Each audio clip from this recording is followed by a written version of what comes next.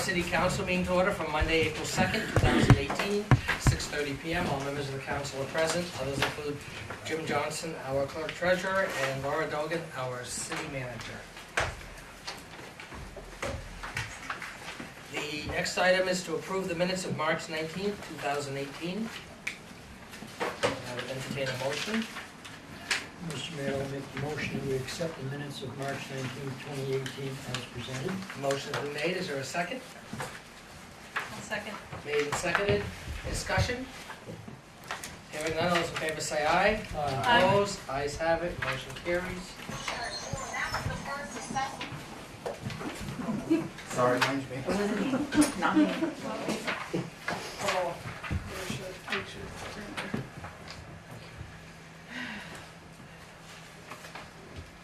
Next item is comments from members of the public.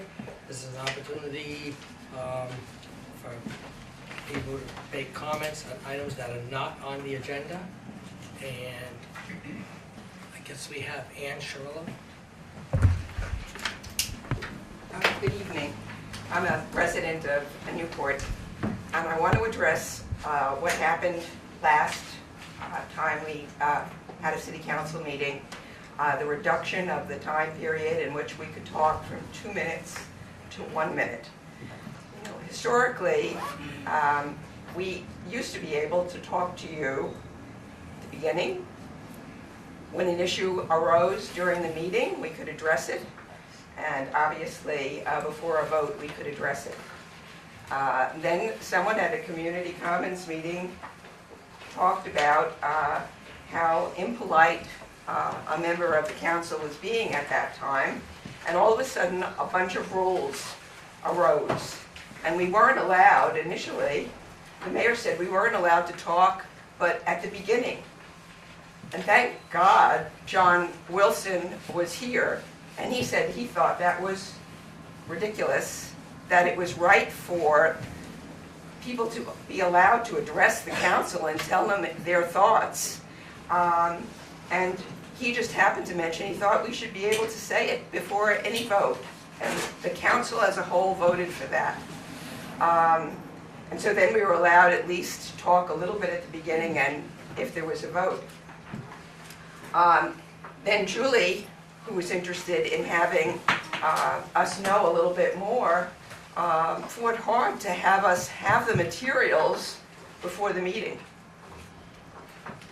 So then we were allowed supposedly 2 minutes. But last time, we were reduced to 1 minute. And you know, at the rate you're going, the next move is for a ½ minute. And by the time I get up to talk, I'll be seated again.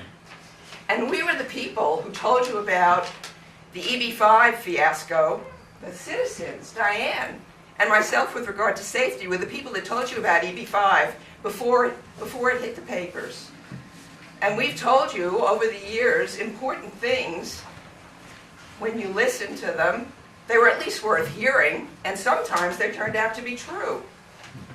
So I'm suggesting to you that a motion be made that we have more than, well, we have at least our 2 minutes to talk during these meetings.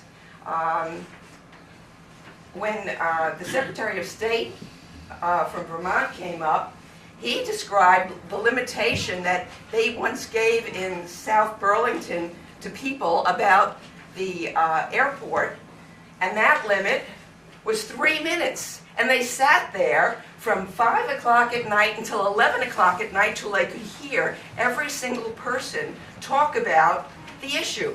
Now, whether or not they listened or agreed or whatever, at least the people there thought, we have a right to be heard. I mean, this is the essence of democracy. And you get elected by us, and you represent us, and you should listen to us, not limit us to 1 minute. Or even less. Even how many more minutes would it have taken for each one of us to have 2 minutes last time? There were only about 15 of us at most talking. We might have had to stay for a whole 15 minutes more. And we might have been able to sway you. You try to sway somebody in 1 minute to a different position. Thank you.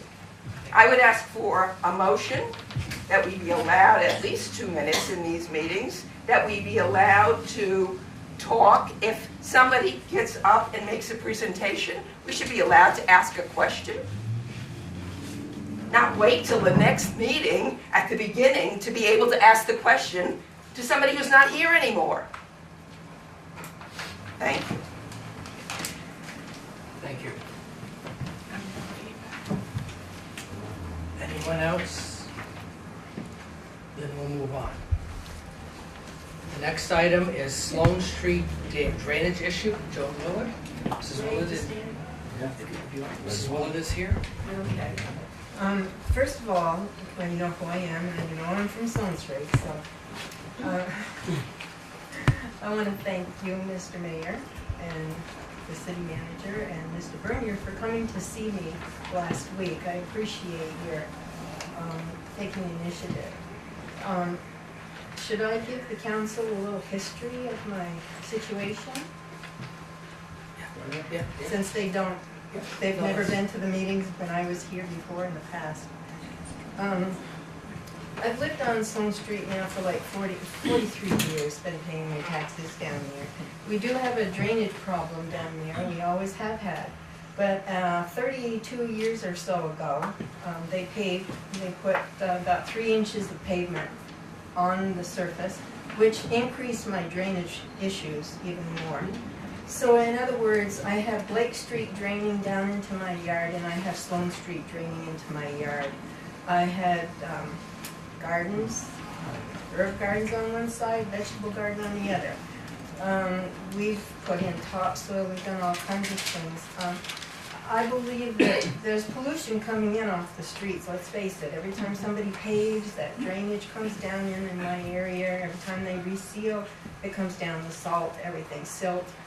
So I don't believe that it's a good situation. But I also have a driveway that fills up with water.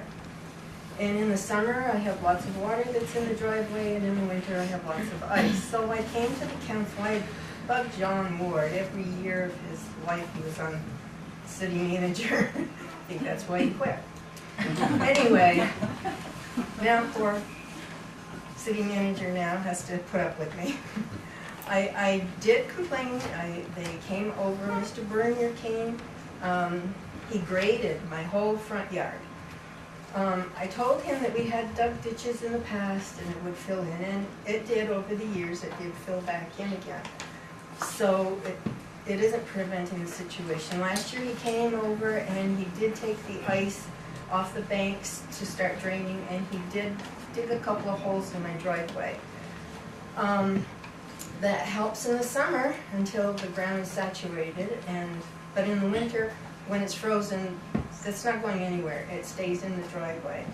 I was not happy with digging holes in the driveway. That wasn't something that we had talked about. I did complain to the city manager again about that. Of course, I complain like a talking.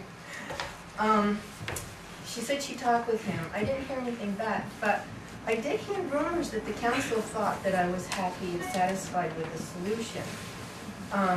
So I came back, and you folks all came over to address the situation, talk it over with me. I didn't want any more digging up of my yard. It's costly to me to have someone come in and grass seed, and you know, my problem is I wanted to have my driveway resurfaced. I wanted a new pavement down. But I have to get the drainage situation situated. So this time they decided to, again, dig up the lawn, have the drainage go off to the side as much as possible. It's a temporary solution, and I appreciate them coming up with a solution, but it's going to fill in again. But it's not going to stop the water from coming into my driveway. We get a good 3 inches of water in the summer and 4 to 6 inches in the winter, which freezes and melts and freezes. So I'm just letting the council know I would like to have a permanent solution, and that this is just a temporary thing. So I'm asking the council to please put this as and it's not only me, there's other areas in those 3 streets in that area, Blake Street, Sloan Street, and Jackson, where the drainage is not good. There's no drainage anywhere. And so I'm asking you to please, well, I know you can't make it a priority, but I'd like you to. But I would like that situation resolved in a more permanent manner, if possible. And I know things come up, but I would like it to be put on some city agenda at some point, so that, and I know I'm probably not the only one in the city of Newport that has these problems, but I would like it on record that I would really appreciate it if the city council could see that this solution could be met, okay? Thank you very much. Thank you. Any questions from council members at all? Has there been discussion about a permanent resolution, or is that under construction? The discussion that we had was to, I'll let you answer Well, the situation is not isolated to Mr. and Mrs. Willard's driveway. It's the entire neighborhood. That development was built about 30 years ago. Well, it probably started 45, 50 years ago, but. And there is no drainage in the entire neighborhood. So in order for that to have the permanent fix that Mrs. Willard is referring to is going to require a complete rebuild, complete restructuring of the roads to include drainage. That's likely a very expensive project. It's something that should go on the capital investment plan. And we're in the process of redoing that now. That doesn't mean it would happen anytime soon, unfortunately. Yeah. That's the nature of the tool of a capital investment plan. So we've talked to Mr. and Mrs. Willard, and we'll probably end up going back next year too. But we're not ignoring it. It's the best we can do with what we've got to work with at this particular And I time. do appreciate your helping me and trying to work with me on this. Yeah, a lot of the older streets were accepted by the city before we had road standards, where the street has to meet drainage and pitch and all that. And so yours is one of the older streets, and that's one of the issues too. Okay, well, thank you for coming in. And I appreciate your putting that on. Thank you. The next item is Fresh Start Community Farm, Jen Bernier. Jen is here, and we also have a PowerPoint. Sorry. How you doing?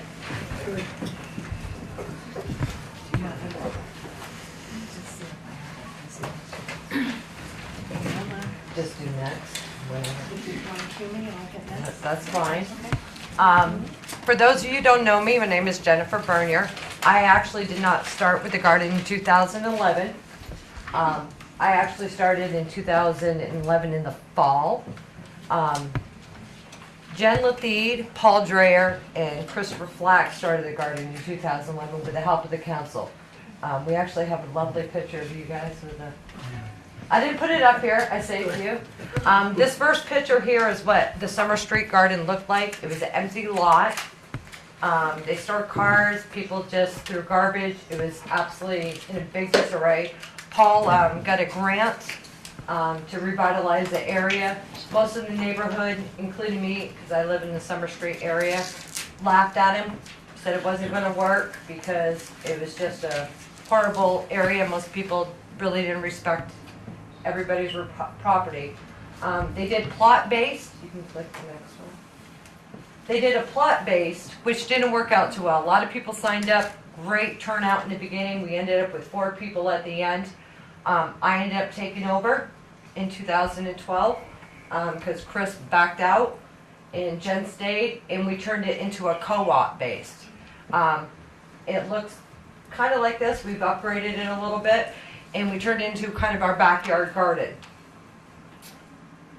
And we ended up acquiring in 2012 with Chris started it from Master Gardeners, Gardner Park, which this is basically what it looked like when we first acquired it.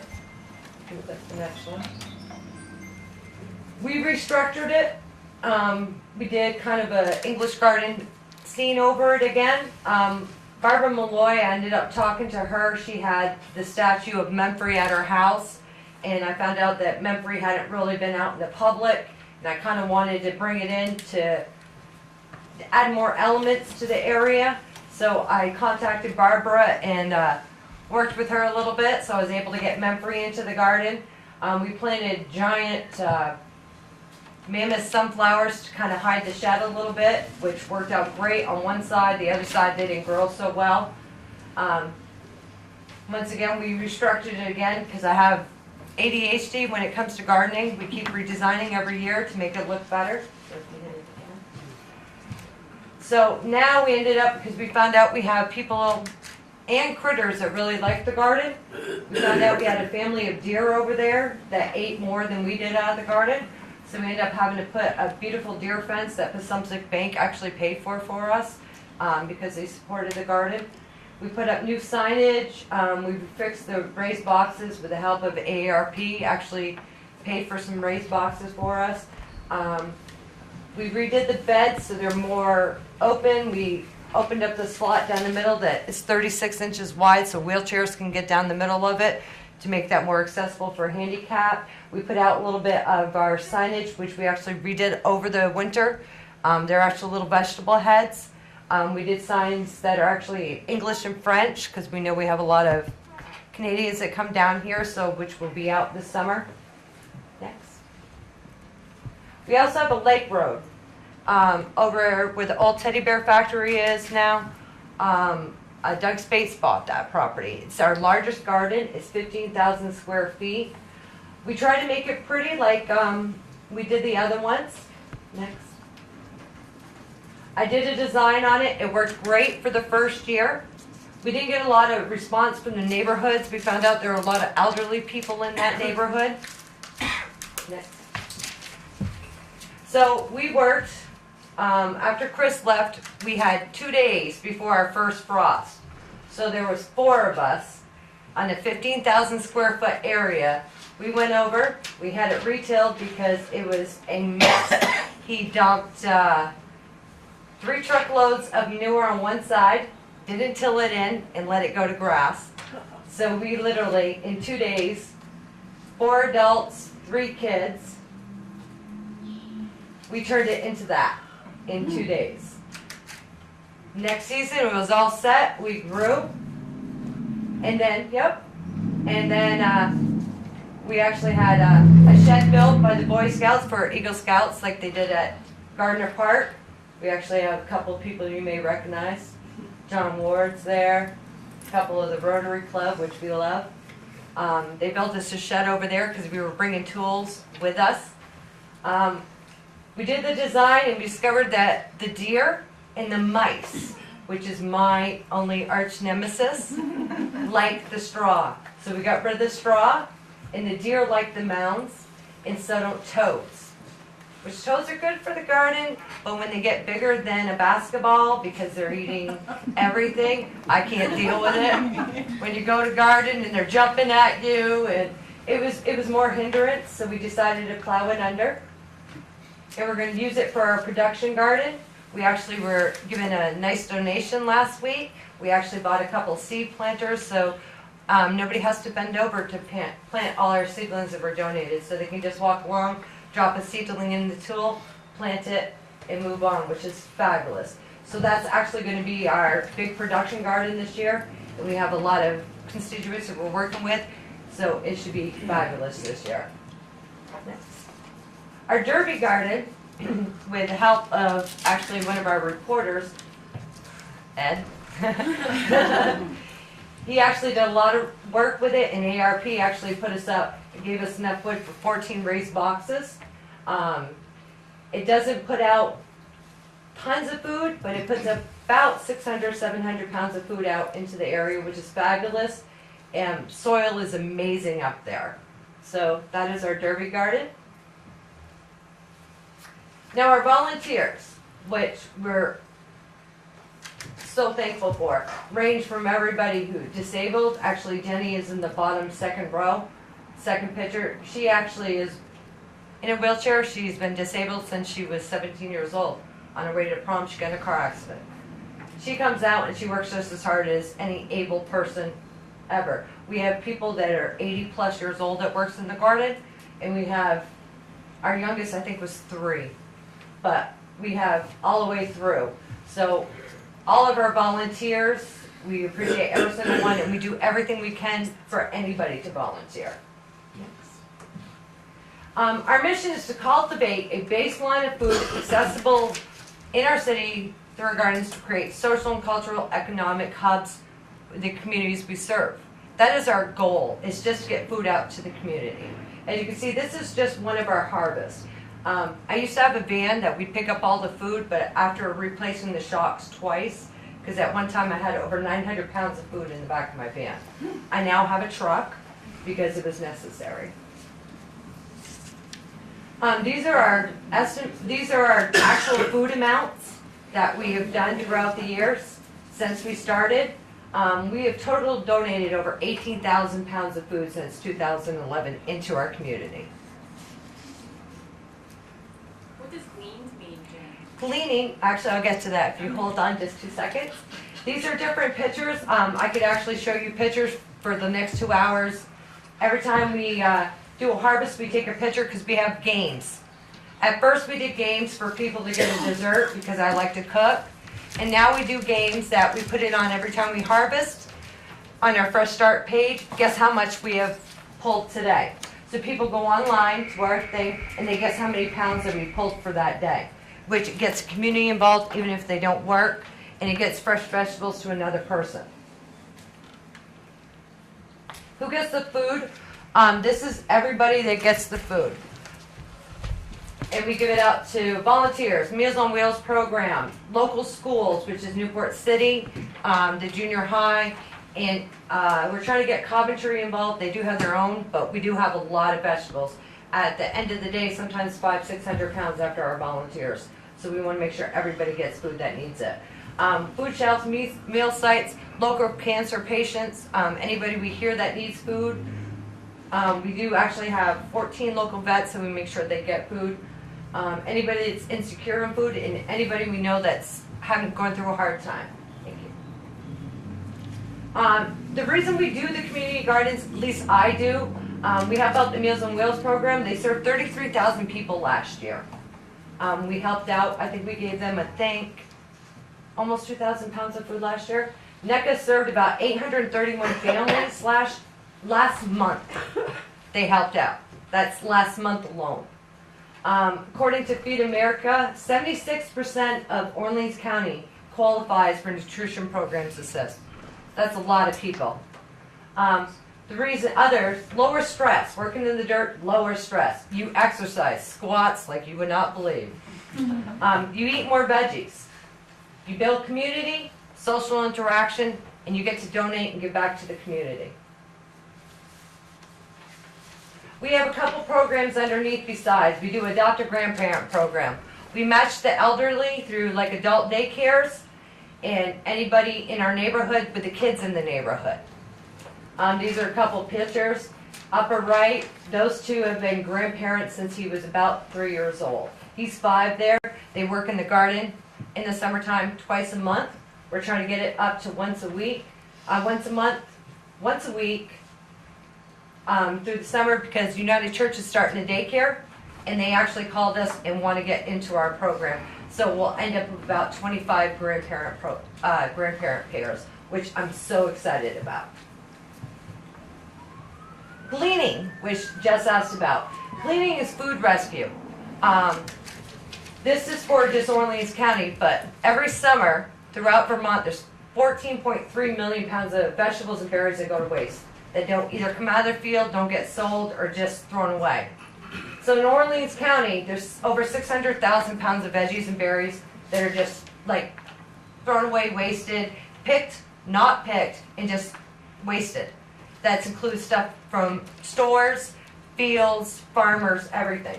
So we started a gleaning program this last fall where we pick gardeners, farmers, contacted what doesn't go through NEK-TV, and try to get it back out to the people. So there's 565,000 pounds of vegetable wasted in Orleans County. I don't know if you guys realize how much that is. And 44,000 pounds of berries. We've actually contacted, we're up to 8 local farmers that we're gonna be gleaning and 4 berry farmers, which Fortunate. that we now have, we're gonna be able to reclaim. Even if we reclaim a quarter of that, a lot of those people that are going hungry, we might be able to knock that down.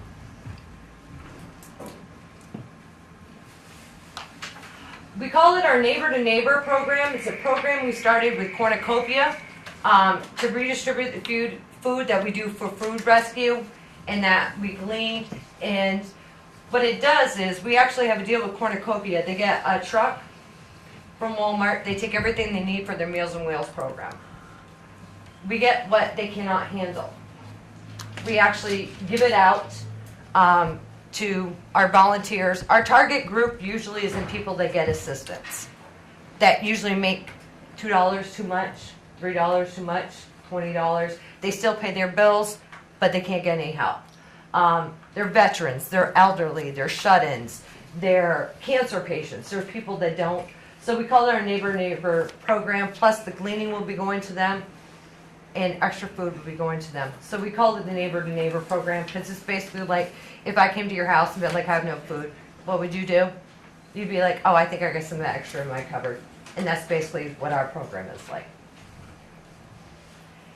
These are just a lot of the people that we work with and our partners and our friends that make it possible, because as much as we do, I do not get paid to do this. I get $0. I get vegetables that I work for in the summer. So if you want to become a partner and you know how you can help us, contact me. And this is our future. I want to see kids with vegetables. I want to see that amount of food triple. That's what I want to see. Our job is just basically grow vegetables and get it out into the public. That is it. Basically, one of the reasons I want to come to see you guys also, we have the garden at Lake Road and we have the garden at Gardner Park. The Lake Road garden, which is not so much contingent on the pretties, I wanted to request from you guys that I don't have to come see you about the water rights to use it, because you guys were very nice to put the water in for us over there. I wanted to request that you guys either give us permission to use the water every year at the Lake Road site without having to come to ask permission for it, or, you know, have a motion for that, or however you want to do that for the Lake Road site. I know Gardner is different because of what it is. Do you get a bill for that? No, I don't. When we requested it 3 years ago, it was John Ward. I talked to John Ward, and John Ward granted it because of the community garden. And if it's not possible, if you guys donate the use of it, I don't care if it has a meter on it, I will pay the bill, just so I don't have to keep coming back to ask for water, just to make it easier on us. So either way. Can I look at this? Because I don't know what's in our records, I don't know what's stored. That's And fine. just take a look and put this on the agenda for next week. Yep. So I want to do what I can to have your request to be granted. This is the other thing. My board and I, after, you guys are gonna have to share, I didn't make enough, sorry. After last week, or last meeting, I asked to be on the agenda for here, and I was requested to meet with Laura and Jess. And I told my board about the meeting, and we had a discussion about what happened.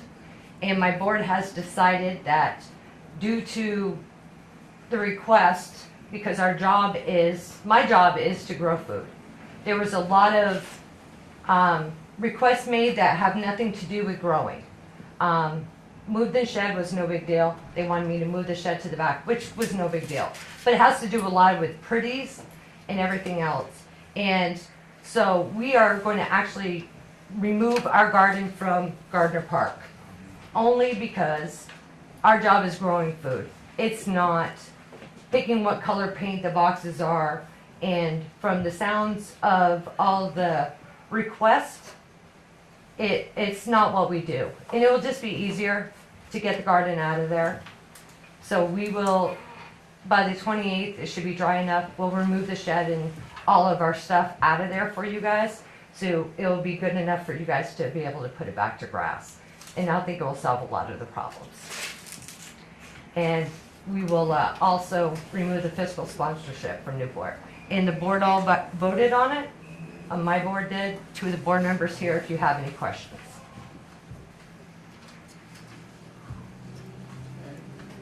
Any questions from council members?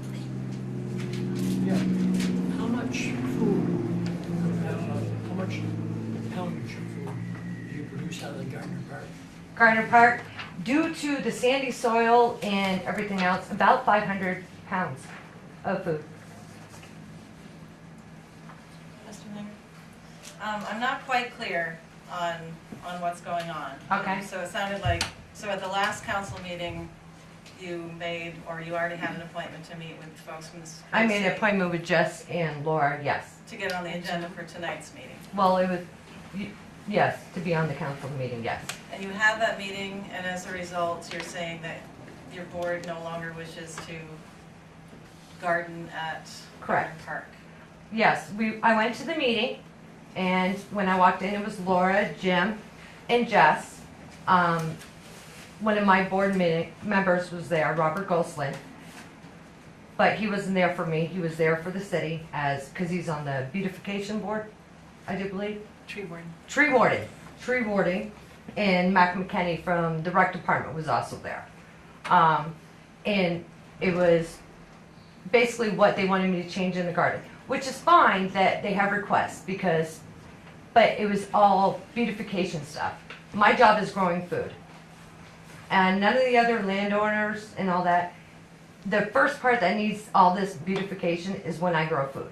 That's my job. And what they want done is going to take the first 3 weeks when I need to be worrying about manuring and all that stuff. So it's just, and last year it was the watering and the fence, and this year it's this. And like Jess said, next year there's probably going to be problems again. So at the end of the meeting, so next year is going to be the same issues. So, and like Jim didn't approve of like the fence, which had nothing to do with me. So there's obviously issues with the garden be there in the first place. So it'd just be easier if it was gone. It'd be easier on me. My job is growing. It's not the beautification. We do the pretties basically when the centennial is going to be happening, because that's when all our vegetables are in. That's when our food area is done. That's when we worry about the pretties, what color paint boxes are, the grow boxes are, where things are. So that's when we worry about that. And you guys need to worry about that before that time, when the centennial is happening. It'll just be easier. It'll be all cleaned out for you guys. And it'll be nice and seeded, and the grass will be nice and green by the time that happens. So it'll be a good area for you guys for the centennial. I'm really sorry to hear that. 500 pounds of food, all that volunteerism. And I love that roof on the shed with the grass growing on it and the men-free. I know, but it'll be put in the back of by their suggestion, it was going to be moved to the back of the fence where the compost area is, so you wouldn't even see the garden shed. So there's just suggestions made that, and the boxes were going to be the same brown as a grandstand, so they wanted to blend into the back so it wouldn't even be noticeable. So that is my presentation, and we appreciate the council's support. We really do. We've enjoyed being over there. It's not feasible to be able to do all the beautifications and grow food over there at the same time and run all the other gardens. Okay. Can I make a Yeah, comment? Rick. I was there. My impression of that meeting, what came out of that was that you didn't have time to do all these gardens, and you were lacking volunteer help. Number That was two, not said. I'm not done yet. Sorry. Not the volunteer help. The soil is sandy, and you have a weed problem over there that you can't keep up with. And you weren't producing enough food, so you weren't keeping that garden open. And if I'm wrong, Jess and Laura can comment on that. You asked about volunteers. I told you we were all set because I had probation and parole, we had mental health, we have Boy Scouts, we have more than enough volunteers. I said the sandy soil was mentioned when you mentioned that you didn't like the trellising down the middle, and I told you I was bringing in clay that Fred Baroff from the town of Newport was donating to us to make them stand up, because clay has to be brought in every year because the soil is sandy over there. That's why the sandy soil was mentioned. The weed problem over there is the horsetail in the back. That was mentioned. It wasn't no problem with the volunteers. You were concerned about the volunteers. That's not my recollection of it at all. My impression was when we left the meeting, I asked everybody, is everybody happy? I was, but that has nothing to do with me. The board, my board member says we already made a decision, so we're not gonna, they made their decision. I'm just trying to make it clear that this whole thing didn't stem from all beautification problems. There's soil problems, there's weed problems, and you did state at that meeting that you didn't have time to take care of all these gardens. I did not state that. I said it would be taken care I of. must But have been in a anyway, different meeting thank than you, you were. council, for your support, and we appreciate it. But if you would get back to me on the water at Lake Road, and if it has to be metered, I will pay the bill myself. Thank you. I'll get back to you. Jess, did you want to say something since you were at the meeting? Yeah, so, first of all, thank you very much for everything that you've done, and obviously, food in our community is of huge importance. That area is a sensitive area, because it is directly behind the bandstand there in Gardner Park. It's a very visual area, and although we know that food in our community is very, very important, we do have a duty to note that importance and also keep in mind other things that are coming from other community members. We're always in this area where we have to mediate between the important things in our world. So at that meeting, the rec department had actually offered to help out move that shed ourselves. It wasn't something that we were looking for Jen to do, but we were hoping to move that into a more discreet location so that it wasn't one of the things right in the view of the band stand. And then, you know, helping with the colors of the boxes to make them a little bit more neutral, just so that we can find some common ground between the people that were looking for that beautification and the need of having the garden there. It's a sensitive area, no doubt. There are other areas of the park that would be certainly useful beyond what they're being used for now that are in a less visual area. So if the city was still interested in keeping that, we could look into the possibility of exploring those options. Other areas in Gardner Park, I'm thinking primarily right beside the grandstand. There's an unused area there. And we've also discussed allowing the Fresh Start Community Garden to store their tools and things like that in the grandstand, which has some storage areas in the back, so maybe that might even be a more convenient area. It's a shame to see it go, but Jen is right to a certain degree that it would help alleviate some of the beautification issues that are there. So I'll just offer that to the council. Okay.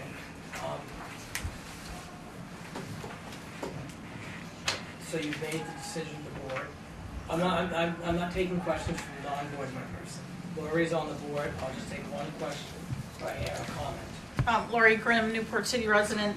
And I joined the Fresh Start Community Farm Board last spring, February, March of last year. Jen had asked me to be on the board, and one of the reasons was because there were water, at that point in March and early April, there was again water usage issues. And again, problems with the way things looked, okay, I understand the beautification issue, but this is a growing garden. These are gardens that we use to grow food to get out to our community. And there just seemed to be too many issues back and forth. And then this year, Jen called me after the meeting. The understanding, to be quite honest with you, the understanding was that she was going to meet with Jess and Laura to discuss being on the agenda for tonight, and that she was going to meet with Jess to talk about some things in the garden, and for her to show up at a meeting with 5 people sitting across the table or whatever the situation was, did not really sit well with the board. It was not fair. We felt for her to have gone in there, and then we understand again the beautification thing, but as Robert Gosson said at our meeting last week, he's beautification. We are growing food. And we appreciate Jess and the Recreation Department wanting to step in and help, but at this point there was too much animosity, too many problems, and we just really felt like Let's just concentrate on the Lake Road side. Of course, then you have, you know, the whole soil issue and those kind of things. So let's just focus on Lake Road. Doug Spates has more than welcomed us over there. We are going to be able to add a little bit of acreage to that, a couple of rows that will more than take up what we've got at Gardner Park. It is sad to see it go. I love going over there on Saturday mornings and walking through the garden from the farmer's market.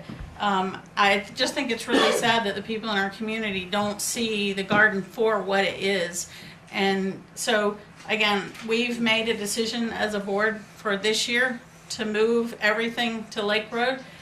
You know, we'll see what happens in the future. And if there's something we can work out, then we will discuss that. But for right now, we want to take some pressure off of Jen, let her get started with the growing season. We're going to start on April the 28th, getting things moved, and it will be a little bit of a process to get everything moved over.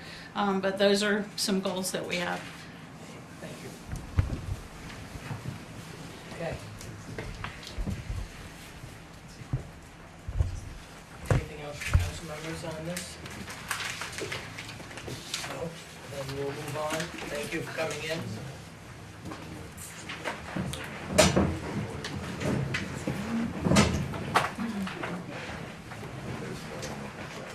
Are you gonna talk about the water issue at a future meeting?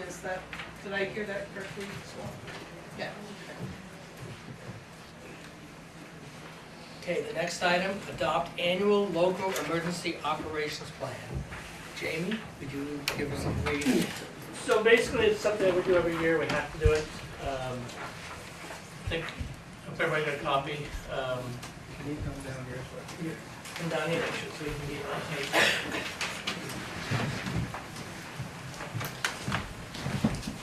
So it's basically, we do it every year, council has to adopt it. It tells us our equipment, infrastructure, where all of our shelters are, our contact with all the local daycares, nursing homes, point of contacts, Great Day, all those guys, just make sure all the numbers are good, contact people are good. This year we added a daycare because of the new daycare on Prospect Street, and as they open up, they're supposed to contact us. So then we fill it out, you guys take a look at it.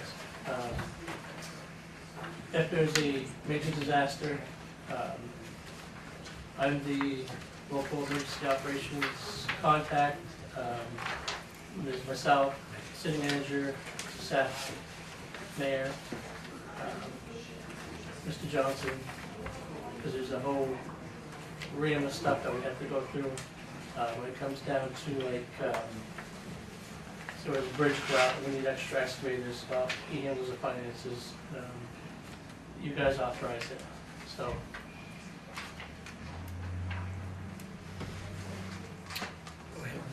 Jamie, for these, does that mean non-applicable? Yes. Or not allowed?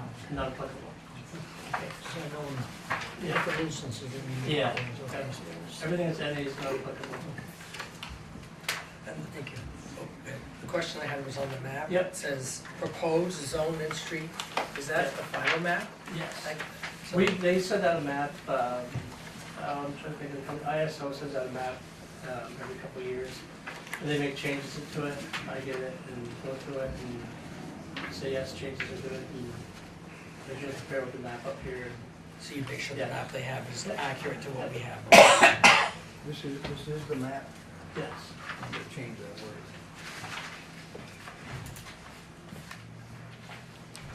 Okay.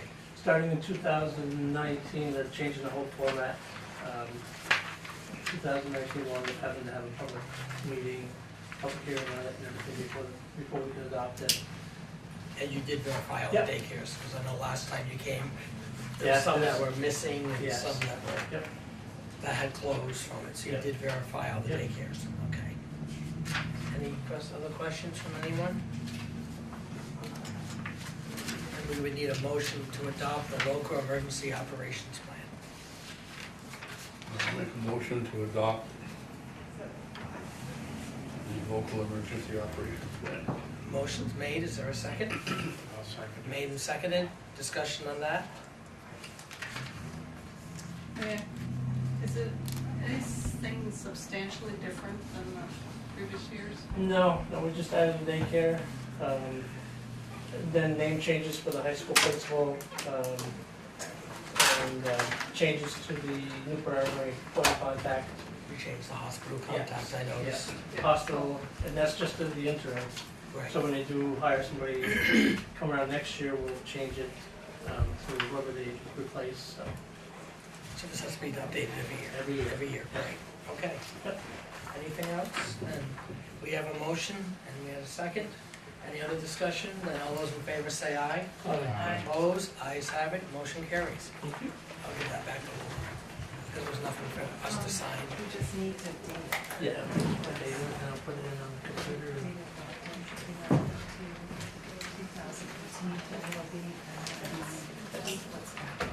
Yeah, I'll just put it in on the computer. So that's the note we're gonna do. Okay? Thank you. Okay, thank you. Thank you.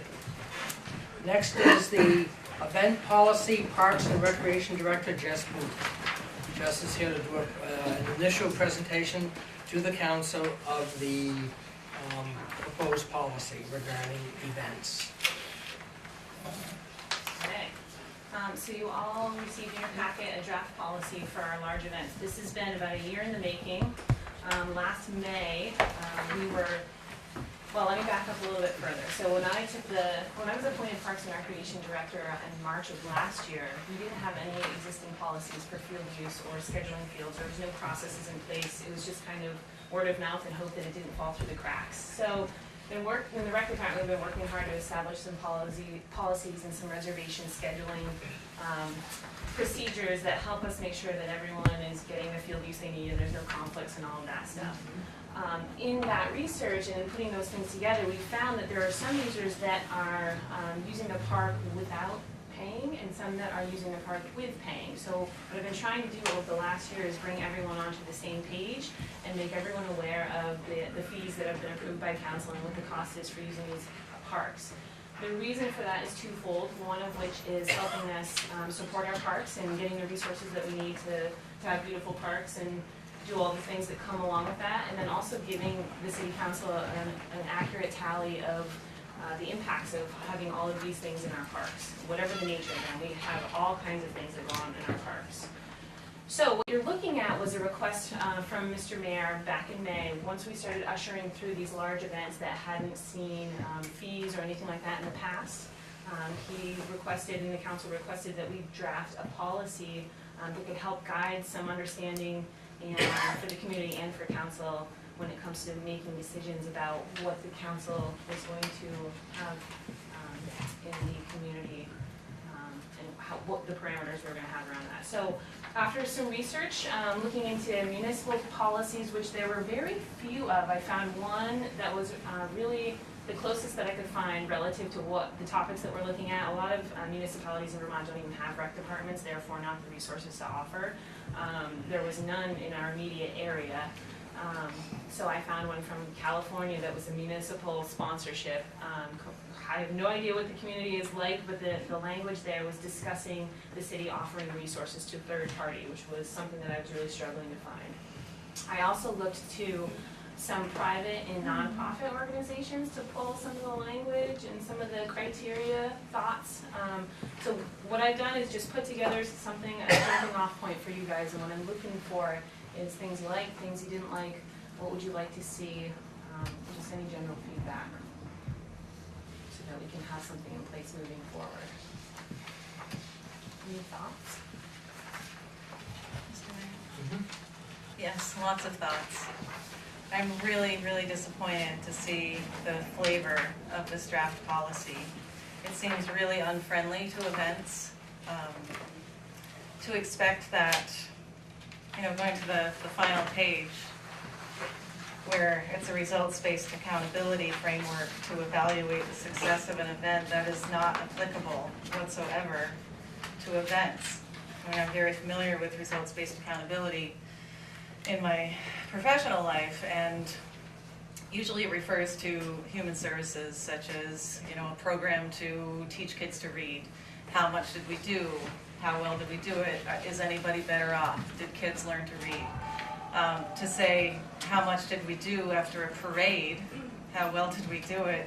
Is anyone better off? Well, sure, but skills, attitudes, behavior, and circumstances, that just doesn't fit for an event policy. And the flavor of it being working toward sustainability, where an event wouldn't need ongoing support year after year, that makes 0 sense in an events framework. When the veterans have a parade every Memorial Day, are you going to expect them to just be on their own next year?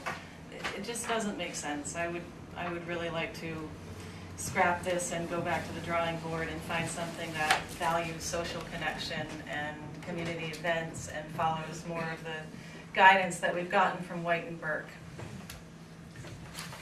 Actually, there's Leighton Burke's quote in there. If you look at the objectives, number 1, that's actually taken right out of the Leighton Burke study. So we try to be consistent and congruent with the studies that have been done, with the data that we have received in our event requests. We did want to put some sort of accountability on the end, and my understanding with the results-based accountability is that you can modify that. It's the same framework, but it does give information about whether or not the effort is worth the outcomes that you were hoping for. So this is a starting point, but if you have better language, by all means submit it to us. We'd be really interested to see it. As Jess said, this is a starting point, and we have to be responsible to our limited resources. We don't have a bottomless pit, and that's a hard part for people to understand when they're putting on events and they have the best of intentions, but then reality hits. I don't know what the council has in mind. Jess did produce a worksheet. Did you get that out? This is a worksheet that Jess produced when we were putting the budget together. I think the one that you produced last time was maybe up to date as far as October. This one is up to date through the calendar year of 2017. And it gives as close reconciliation as we have for the actual cost of the events. This is both in resources and monetary donation, if there was monetary donation. And it takes into effect any expenses that the requesting entity also provided.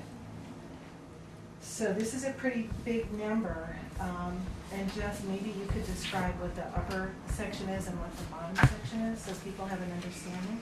Yeah, so you can see that it's broken down into 2 parts. And like I said, when I first came into the position, there was no accounting whatsoever of who was using our fields, when they were using them, anything like that. So as I started to witness field usage and really pay attention to that over the year, I started to try to take account of who was coming and going. And what we have here on the top are the 2017 council-approved field and facility use requests. So these were all of the things that were actually brought to council with the numbers shown, what the impact was based on the fees that had already been approved by council, and the ones, you know, what they had approved as far as city support for these third-party events. For the first year, as a courtesy, while we were kind of going through these growing pains, council really kind of decided to just let everything go as it had been while we captured everything in the next, so that we could really get a full picture before we started to move forward on a policy. The bottom half were things that didn't make it to council, but I wanted to account for. They didn't make it to council for various reasons, one of which may have been that we didn't even know they were going to be on our fields until they showed up there. So it was too late to, you know, usher it through the process to council, so we just kind of went along, but letting them know that they're to expect some changes in the upcoming years. And some of them, they put in an application and kind of discovered our new procedure, you know, within a week of their event, so I had them go through the motions, but it didn't quite make it to council. It was mostly a time thing. So those are the tallies, and what this is really trying to capture here is the impact, again, based on the fees that council had approved. If we had billed everyone equally, and I want to also point out that many users use our field and pay those fees, If we had billed everyone equally, this is the revenue that the rec department is not receiving in support of, you know, our fields and our facilities and forward progress and making those things better. You know, we have a lot of aging infrastructure, and this kind of dollar figure could go a long way to helping beautify our parks without putting that burden on taxpayers. The other thing I want to note is that this event policy right here is not for every event. We welcome any event that wants to come into the city if they want to pay, you know, the rates that are associated with using the field space or the resources. This event policy is only for those that are looking for monetary or resources from the city at no charge. So there's a difference there. Anyone can come and host an event. We're certainly not limiting the events that are coming here. If folks wanted to host an event and they find their sponsorships elsewhere, whether it be from the banks or other places to help sustain themselves, we want them in town. Make no mistake about that. We want all of those things. The second thing is that, you know, for folks like the veterans, or Julie was mentioning that, you know, how do we expect events to come in and sustain themselves year after year? We're not necessarily asking them to all of a sudden be a magical business, really business savvy and come up with this amazing way to support themselves without sponsorship. We're just looking for them not to rely on the city. The city would like to offer seed money, and you can see there's a couple points in here about that. We'd like to offer seed money to help get these things established, but we don't want to be the end all for these events, so that every year we're dumping the same amount of money into an event that's not doing anything for itself to find its own sponsorships or support in a well-rounded way. The city puts its own bill on its own events, the ones that the rec department hosts annually, and if other third-party users want to come in, we feel that it may be a good idea to have them being able to sustain themselves or looking for support in another direction.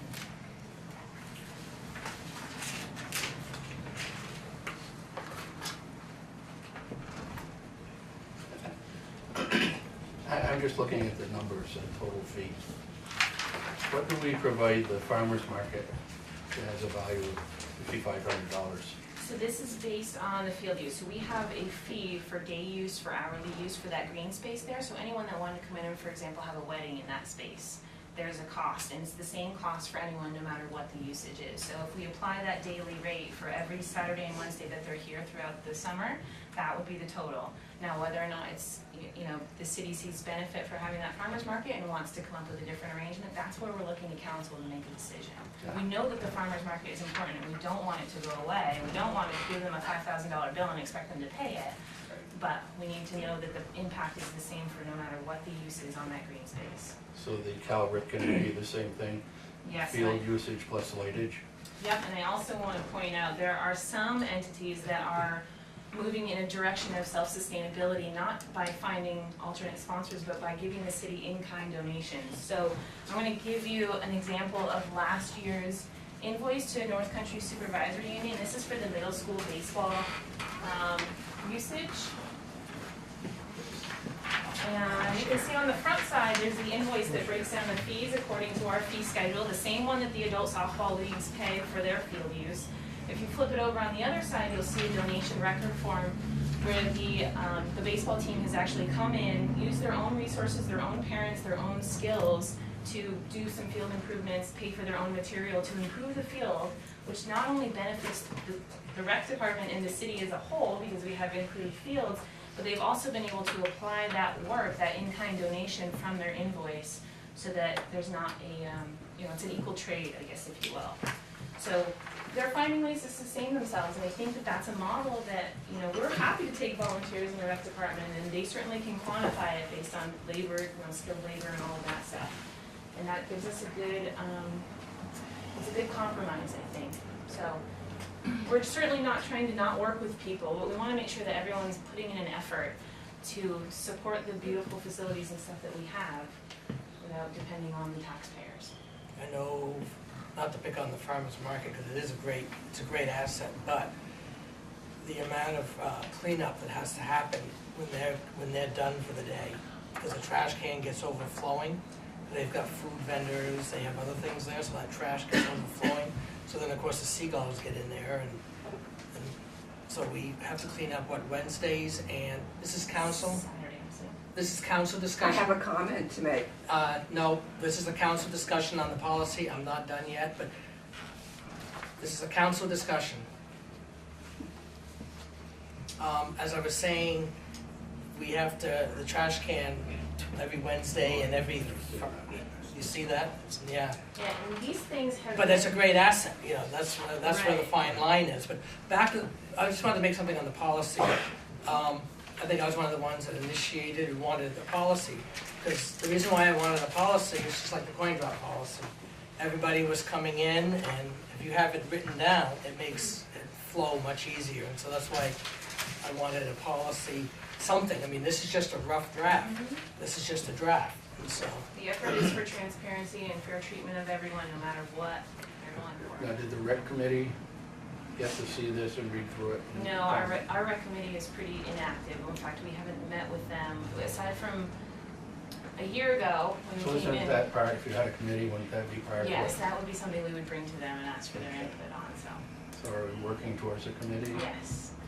I'm in the process of drafting new bylaws so that I can cast my net and hopefully find some members. But the question everyone has when we say, will you join the rec committee, is what's the obligation, what do we have to do? And I don't have anything to give to them at this point. So I'm working on that as well. That's another thing that is on me. The other thing I want to mention is a lot of the first thought is, well, there's dollar figures on all of these things. Where is this coming out of our budget? Because these things have been happening for so long without any accounting, we don't budget for these additional third-party things because we haven't.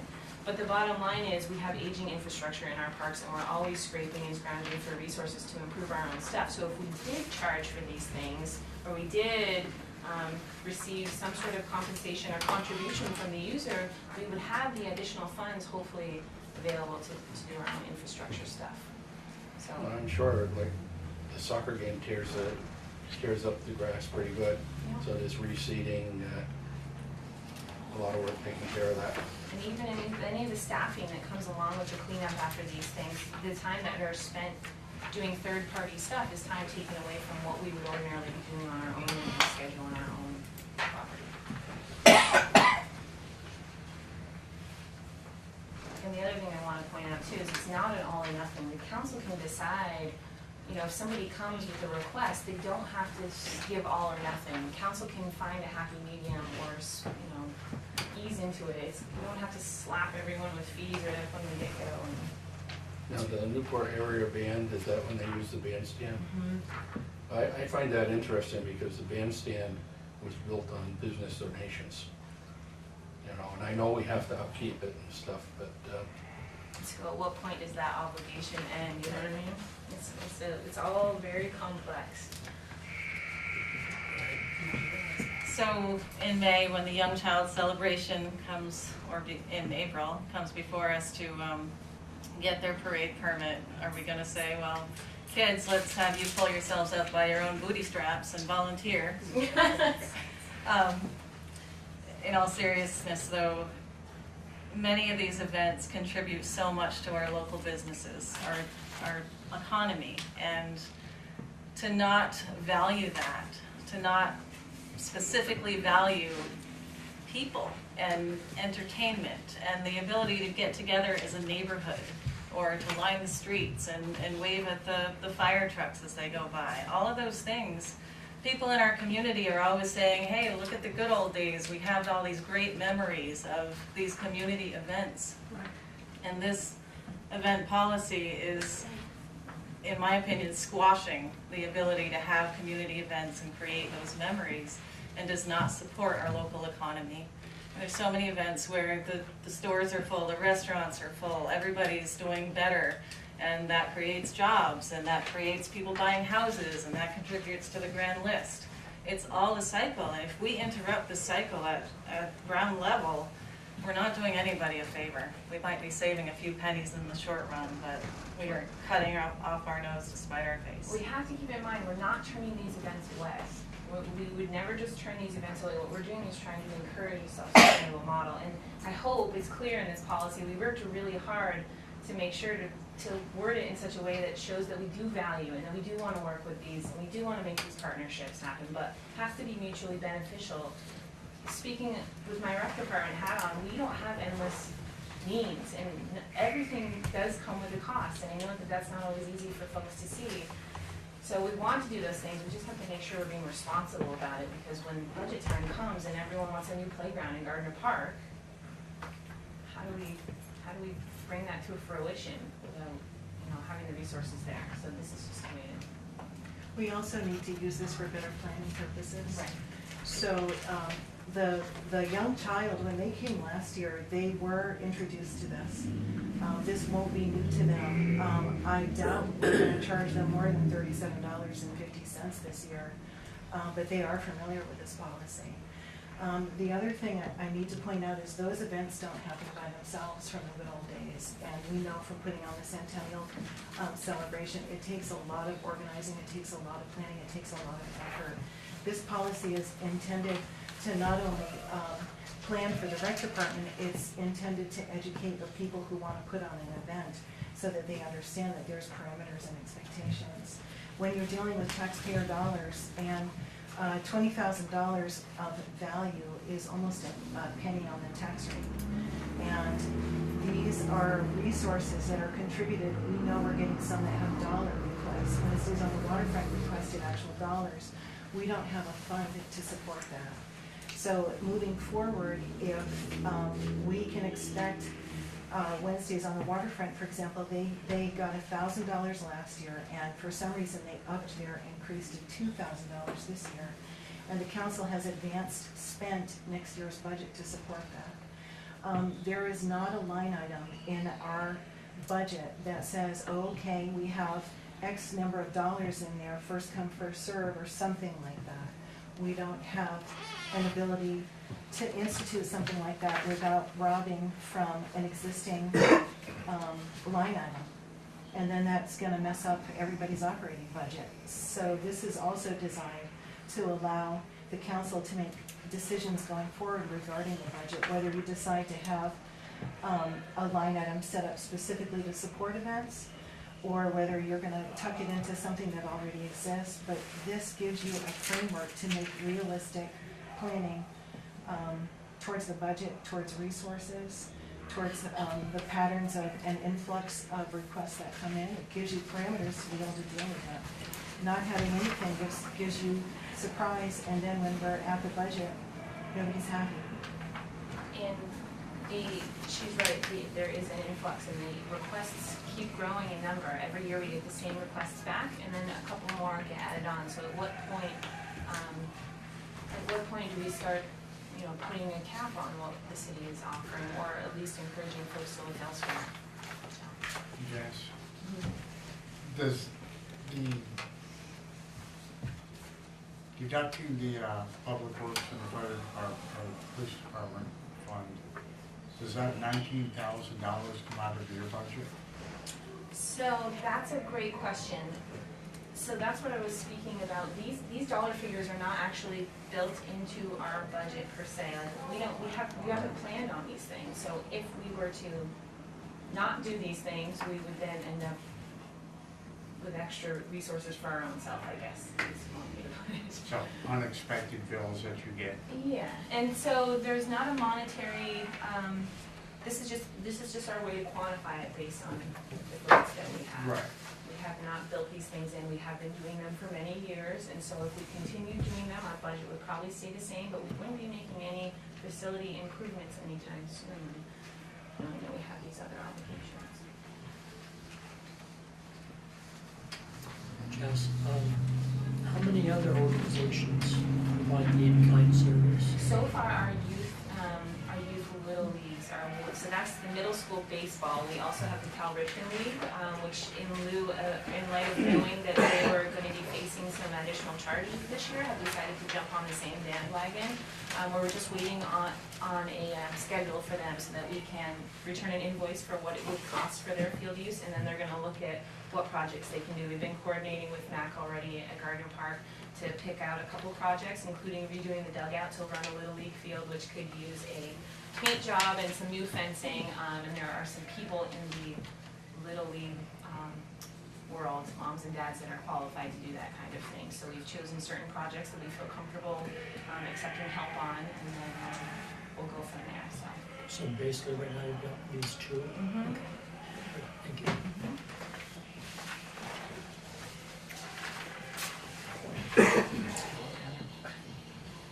like to do, what I'd like to recommend is to put this on the next council agenda so we can digest this, revisit it, and if you have modifications, by all means, send them to me and Jess.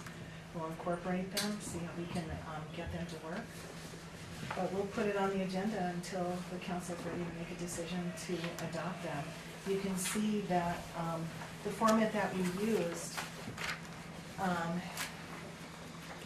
has an adoption date and an effective date, because we were thinking that you would adopt them, but then probably wait 30 days before they actually go in. So that way the community has a chance to get to know them, become familiar with them. Would there be an application that goes with this? Because there's a few things that point towards the application that would be different for each event.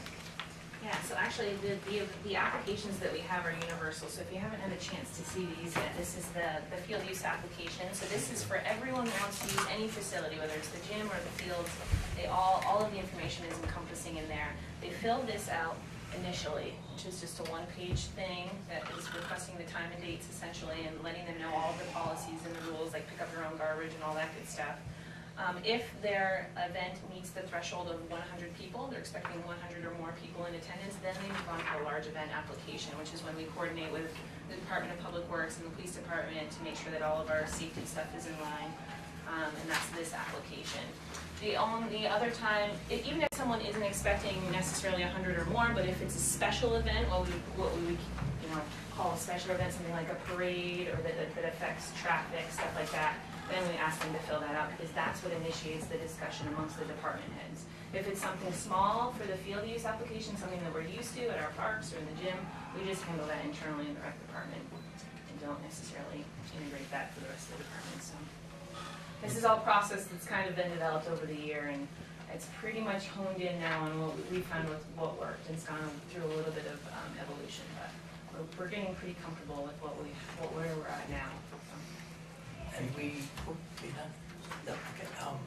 we require insurance of everybody, right? Yes. And that's pretty standard with any municipality to require Yeah, liability. It's standard, it's not just Newport, it's pretty much every municipality. I mean, the League of Cities basically has told us that we need to require insurance on And for some, we do come across mom and pops, someone that's hosting a softball tournament for their Relay for Life team that wants to do it as a fundraiser. They don't necessarily have insurance themselves. If they're not underneath a larger organization, VLCT does offer the TULIP program, which is the Tenant User Liability Insurance Program. It's a policy that can be taken out on a one-time basis, and there's a fee to that for VLCT, but they will cover events and things like that. if you're just. So there is an option if you're just a mom and pop shop that are trying to do something. Yeah, there is options out there. All right, anything else from the council? Then we'll have this on the next And I would next agenda. I would just ask if there's any revisions, can I have them by the Wednesday before our next meeting? Certainly, and I doubt I'm the only one who feels that some changes need to be made to the policy, and with all due respect, it's not my job to write it. I would love to see some other proposals that incorporate some of the conversation that we've had here. If you have suggestions, I'd like to see them. There was a tremendous amount of work that went into this policy. It's not just a one-day thing. What about a policy? So if there's something specific or some language that you want to see in there, that would be my hope to see that. Well, just to let you know then, I'll be putting it out to the community for their suggestions, because I work. I don't have the time to put in the effort to write a new policy, and I'm sure there's some parts of it that are just fine, and others are really concerning. One thing we didn't talk about was number 5, where it says council, if a motion is made to give monetary support, council will designate the appropriate line item. I don't think it's appropriate for a policy to tell the council how to vote and how exactly they have to go about that. I mean, there's a lot to it. I understand that. And Well, that's a procedural thing. In order for me to submit a check request to our finance department, I have to know what line item to send it from. And that was similar to Wednesday on the waterfront, for example, council decided to use their special projects line. That's a logistical thing that kind of has to happen in order for a check to be cut. I use either line. I don't see, I guess I I don't see where number 5 is dictating anything to the city council. It says event organizers may make a brief presentation before the city council. City council will evaluate, deliberate, and move to approve, modify, deny, or table a request.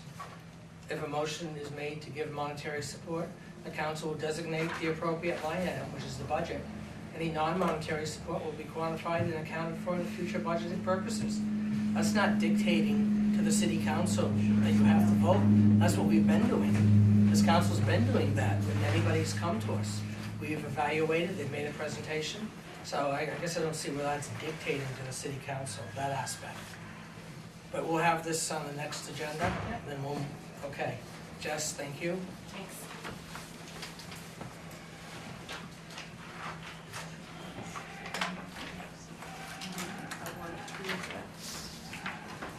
So I would like, are these on the website, Yes, all the stuff? Okay, so I didn't have a chance. this is on the to look at it. website.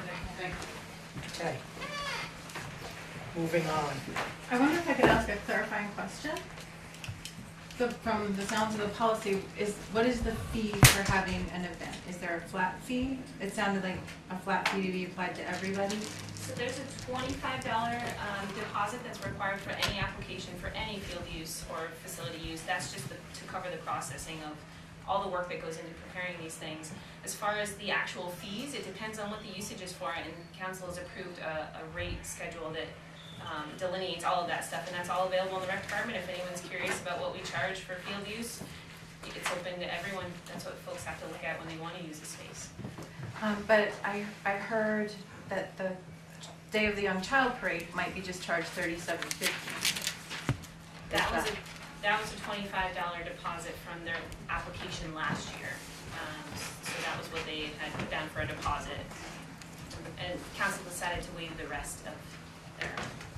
So I guess what I'm getting at, is it going to be a policy that is applied uniformly, or will there be sort of a sliding scale decided upon by the council? Well, that'll be discussed at another time. We're gonna Okay. move on. That's all gonna be part of this policy. We're gonna move on now. Well, you heard from two people. She had a question. And there was another question there. Why can't I talk? I do have a question. Well, this is a council. We're gonna have it at the next meeting. We wanna, this Yeah, was a but you very won't let me rough talk at the draft. next meeting either. That's all right, won't put that. No. We're gonna move on.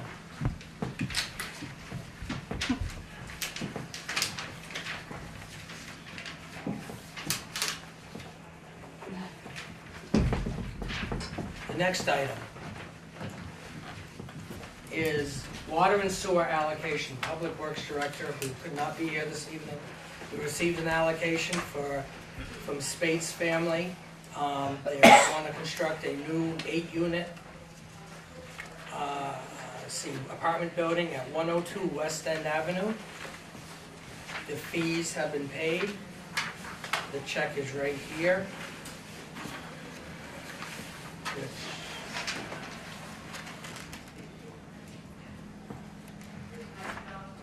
We have the allocation for both, so it just needs a motion from the council to approve the water and sewer.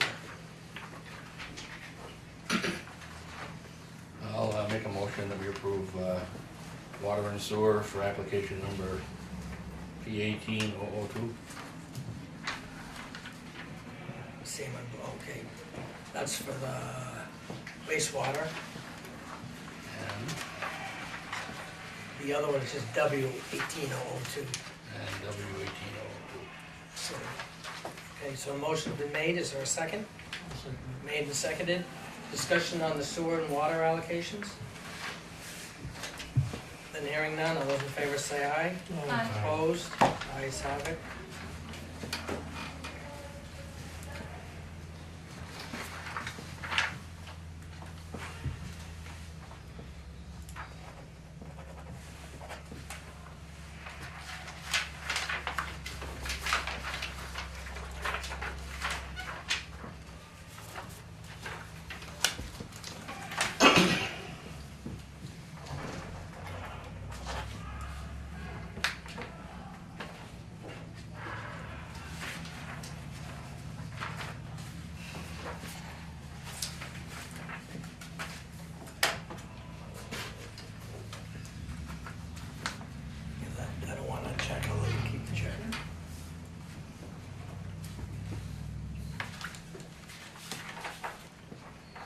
Next item is the town road and bridge standards form.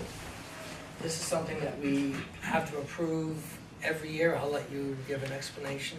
Well, Tom is unfortunately not able to be here due to the flu, and he sent me a message that said it's a yearly signature from council that the city abides by the state standards which we had adopted with our local roads and bridge standards.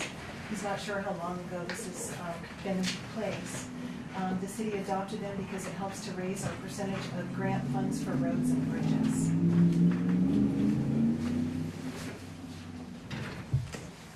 Any questions from council members? Then we would need a motion. Oh, go ahead. So it says that we've reviewed, understand, and comply with the town road and bridge standards. Do we have those? I'm sure that Tom has them, and the way he's written this leads me to believe that this is a process that the council may have gone through. He said it was a number of years ago. Do you have any idea of those? Yes, it's season that numbers? document. It's that document that we approved.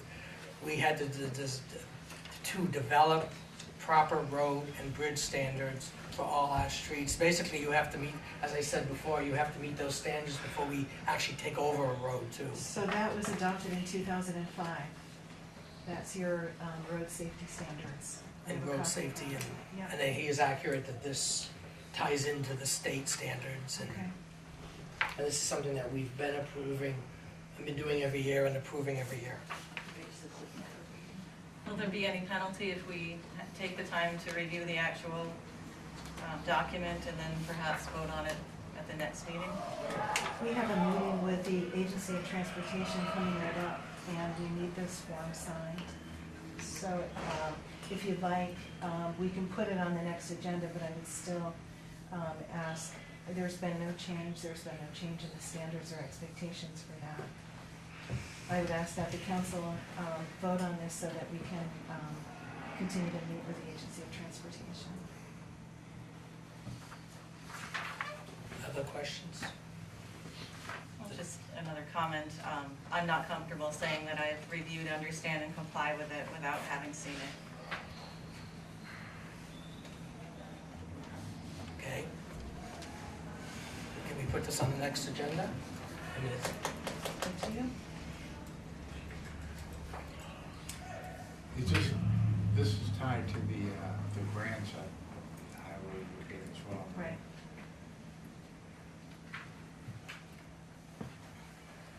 When's your meeting with the state? when's your meeting with the state? Is it before our next council meeting? I think it is before the next council meeting. I think it's this week, it's next week. Whatever the council's pleasure. If it does become problematic, perhaps we could call a special meeting if it needs to be done before our next regular meeting. We'll just have it on the next agenda, Laura. Be done with it.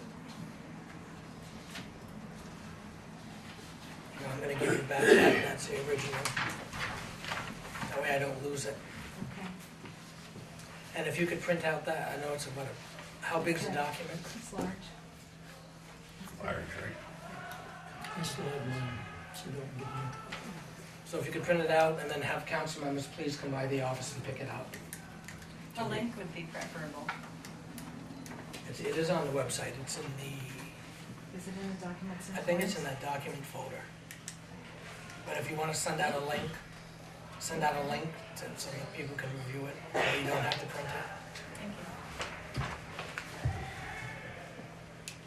Okay, moving on, next item, part-time patrol and dispatch retention.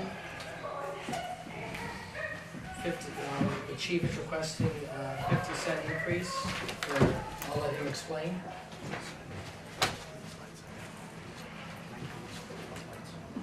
Oh, What's happening? he wants to kill those lights for I now. just need to kill those lights from now. I got a migraine headache that is rather sensitive to light, so that's why I had my eyes closed in the back. I wasn't paying attention, but they are super bright right now. So I apologize, you can bear with me for 1 second.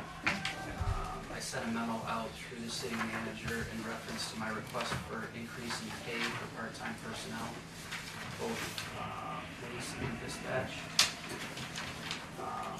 We're in the process, as you know, of training 5 new officers. We have 2 new dispatchers that have come on most recently in an attempt to build up staffing levels for the 24-hour a day, 5-day-a-week communications center.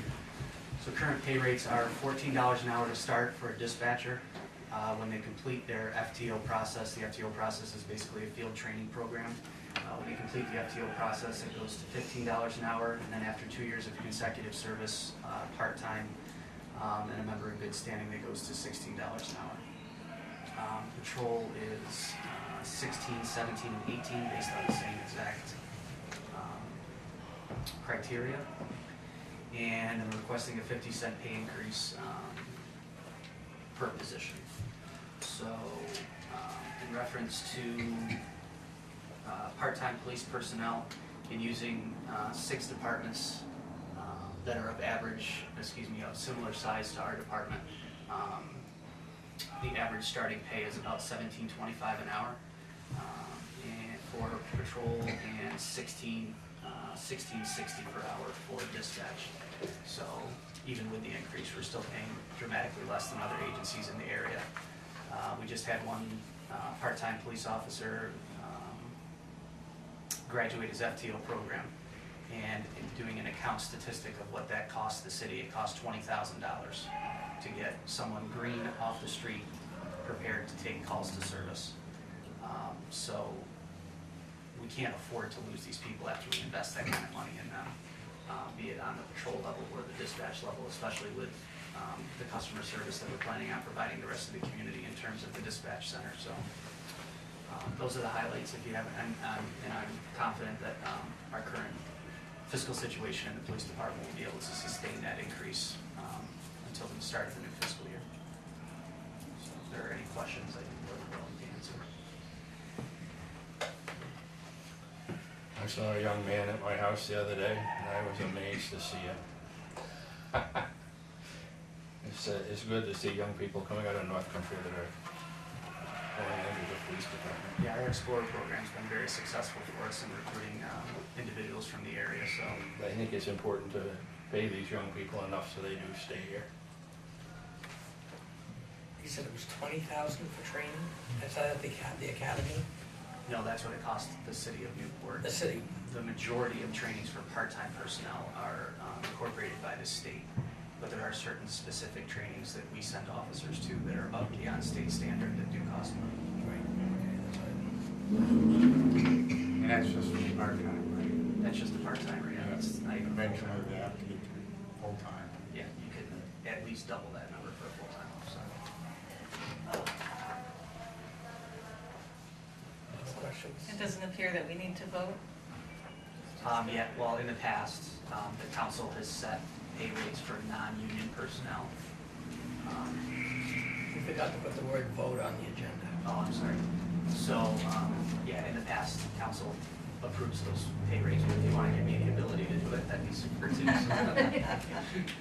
Could be a dangerous proposition, but yeah, usually council approves it. Is this going to cut your budget down to the bone? I mean, does there be any leeway if there's emergencies or anything? Right, so that's always the gamble in the police budget, as you're well aware. So what I've done is I've done a cost analysis of where we sit currently.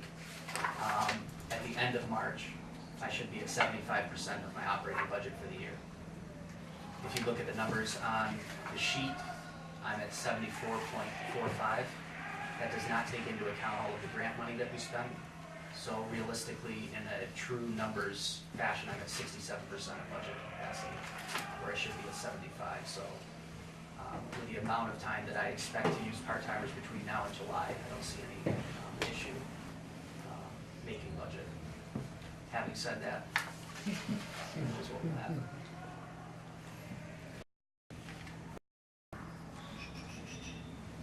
Well, I'll be happy to make the motion to approve your request.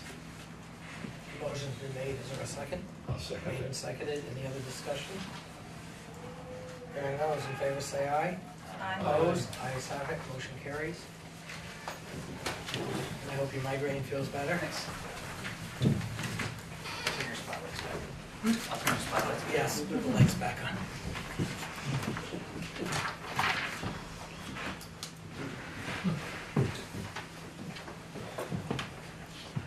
Moving on, new business, Mr. Jones.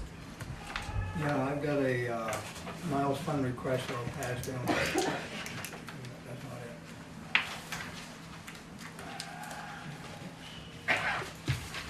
Oh, yeah. I'll pass down through.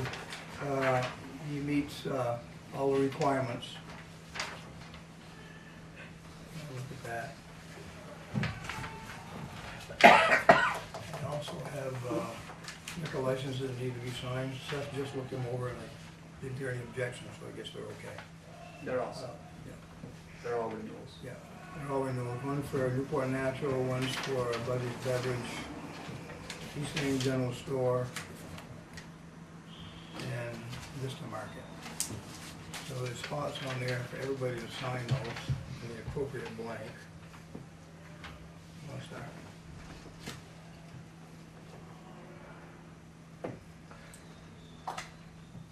That's all I got. I will need a motion on that. Yeah.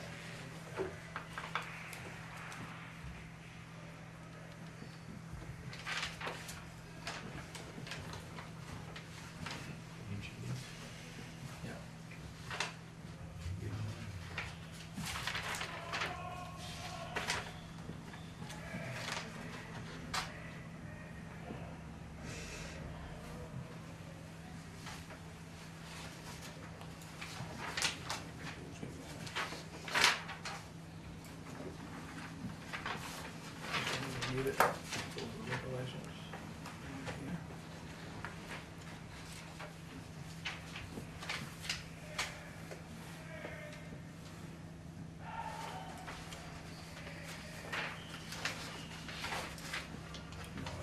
That's this. You're good.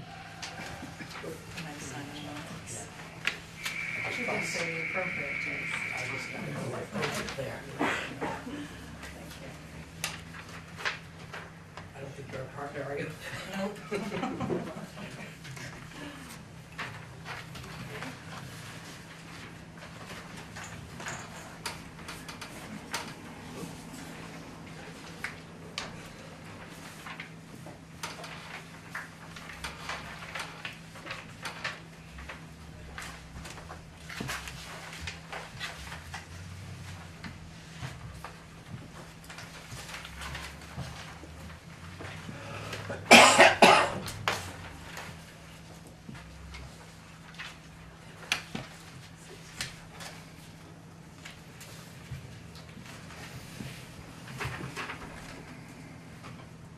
Do you need this? I was gonna give it to Jim to attach in the minutes. Did you get one of those? You might want to put that in the minutes. That was in the garden. Your minutes.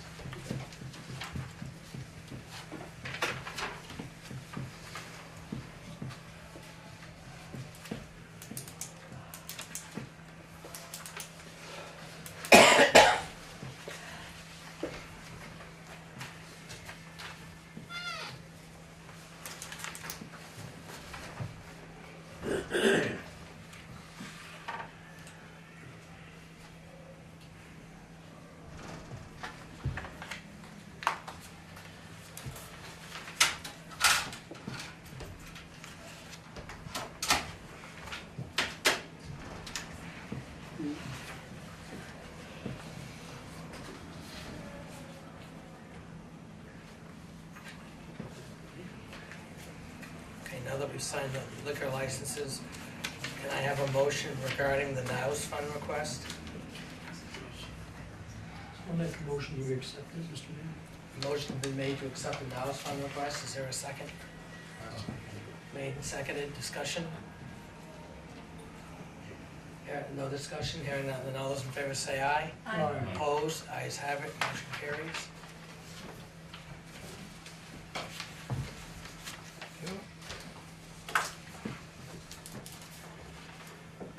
Anything else? No, nothing else, Mr. Johnson? No, that's all I Anything, Kevin? Any new business? Any new? Mr. Schneider? Any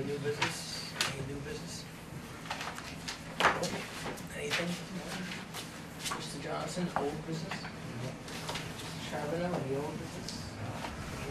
Any new business? Any old business? Anything? No? Okay. The next council meeting is gonna be April 16th, 6:30 PM. Centennial meeting, April 5th, 5 PM. And now we need an executive session to discuss a pending contract, 1 VSA 313A1A. And we need a motion.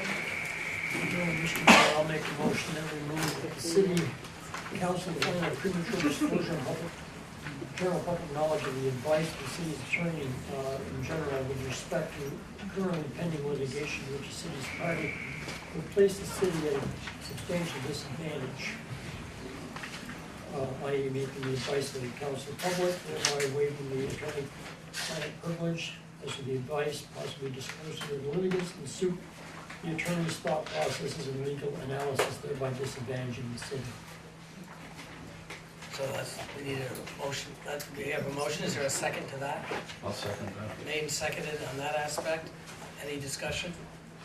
And all those in favor say aye. Opposed? And then you need the other And motion. furthermore, I'll also move that the city council enter an executive session to receive legal advice and counsel with respect to and to discuss currently pending litigation to which the city is a party, and that the mayor, the city manager, the city's legal counsel, and persons required to provide technical support, if any, be included in the executive session. So a motion's been made. Is there a second? Second. Seconded. Discussion? And all those in favor say aye. Aye. Opposed? Going into executive session. Are you taking the action when you come out tonight? Yeah. Yeah, I think Is it on real estate or? Robin, I can email you in the morning. Yeah, that'd be fine. I'm curious. Is it real estate?